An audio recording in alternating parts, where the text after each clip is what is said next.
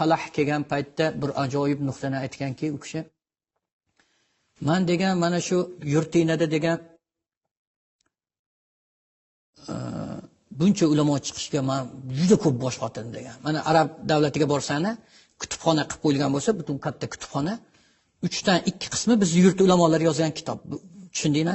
Qadimgi o'sha mo'tamad kitoblar hammasi Buxoriy, Samarqandiy, Shoshiy, Toshkent degan Shoshiy.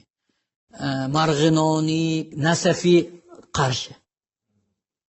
Xorazmiylarni kitobi hammasi. Tushunyapsizlarmi? Butun mu'tamad, e'timod qilinadigan, suyaniladigan kitoblar o'sha bizning yurt ulamolarining kitobi. Nima bu?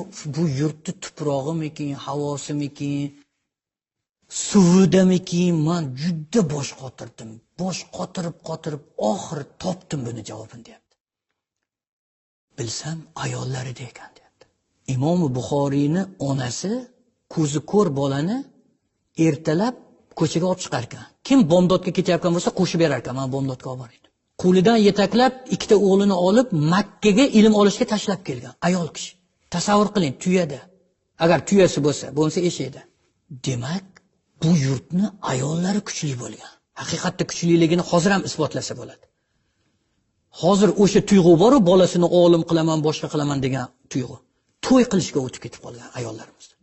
Dunyodagi eng kuchli va eng qimmatbaho to'yini bizning yurt ayollari qilyapti. Bunaqa to'y hech qayerda yo'q. O'sha to'yga to'y qilish, boshqa qilish degan narsani yana ilm bolamni kelajakda kuchli, zabardast olim qilaman degan narsaga o'zgartirib qo'yilsa, yana yurtimizda ulamolar yetishib chiqaveradi. Hamma gap ayollarimiz degan. Men bir hikmat keldi, tarjima qilib qo'ydim. Nimaga degan qadimda bobolarimiz buyuk shaxslar bo'lgan deyilganda. Sababi degan. Onalarimiz imizayotganda avvalo Yosin o'qib imizishgan, to Yosin o'qib bo'lishguncha imib bo'lgan. Niyat qilishar ekan, shu bolam kelajakda katta olim bo'lsin, yo sarkarda bo'lsin, yoki katta tijoratchi bo'lsin, xalqqa foyda tegadigan badavlat saxiy kishi bo'lsin, qo'yingki yaxshi niyat, hammasini niyat qilib turib imizlar ekan. Shunga yo olim, yo sarkardalar ham eng kuchligi bizdan chiqqan. Mana, Jaloliddin Manguberdi deymizmi, bu Amir Temurning boshqa hammasi bizdan chiqqan. Keyingi onalarimiz deyapti, tezroq uxlasin deb turib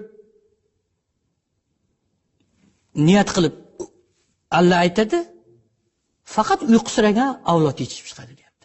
Niyatga qarar ekanda, ko'ryapsizlar?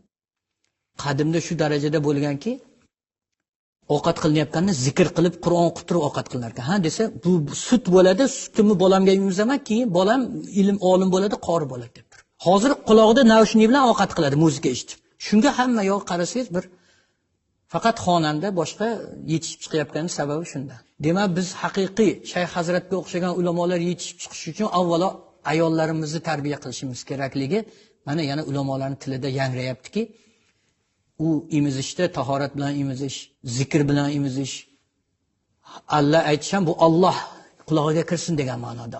Alloh deb Allohga borib nima bo'lgan. Niyatlar faqat shu bo'lgan. Masalan, biz qadimgi uylarni ko'rganmiz, tepasida mana nima terib qo'yiladi, taxtacha. Bir xilda. Masjidlarda bor, qadimiy masjidlarda. Shuni bir kishi aytayapti. Shuni nimaga uylarga shunday qilingan desa, kitobga o'xshaydi, bilasizlarmi turishi? Yosh bola beshikda yotganda kitobni ko'rsin deylar ekan, faqat. Kitobga muhabbati uyg'onsin deylar ekan. Agar hozirgi payt rivojlanib, unga naqshlar qilsa, xuddi naqshli kitoblar bo'ladi-ku, o'shanga o'xshaydi. Ko'ryapsizlarmi? O'zi binolarimizni qurilishi o'zi shunga qilingan. Mana masalan, Buxoroga borsak, qadimgi masjidlar butun hammasi baland qurilgan. Uylar kichkina. Isitish imkoniyati bo'lmagan, yorug' qilish imkoniyati bo'lmagan, to'g'rimi? Lekin qurilavergan. Nimaga desa, mana bitta inson uydan gunoh qilyapman deb niyat qilib shunday chiqsa, oldidan birinchi minora yo masjidni ko'rsa, darrov orqaga qaytar ekan. Gunoh qilish niyati qaytar ekan inson. Bitta azon aytib yuborilsa, azonni shayton eshitmaydigan joygacha qochib ketadi. To ovoz yetib bormaydigan joygacha. Azon yangrab turgan joyda shayton bo'lmaydi. Demak, Imom Buxoriylar yetishib chiqqan muhit shunaqa bo'lgan. Yerda gunoh ham bo'lmagan. Azonlar yangragan, shayton ham kira olmagan. Shuning uchun muhaddislar, olimlar, mufassirlar yetishib chiqavergan. Biz yana o'sha ulamolar yurti, Imom Buxoriylar yurtiga qaytishni o'ylaydigan bo'lsak, yana o'sha taqvoga, yana o'sha tushunchaga, ayollarimizni yana o'sha tushunchaga olib bormaguncha erisha olmaymiz. Faqat moddiy tomonni chiroyli qilib qo'yish bilan yetishib bo'lmaydi bu narsaga. Ruhiy tomonimiz ham bunga javob bera olish kerak. Shundagina Shayx Hazratga o'xshagan avlod, ulamolar yana yurtimizdan yetishib inshaalloh to qiyomatgacha davom etaveradi.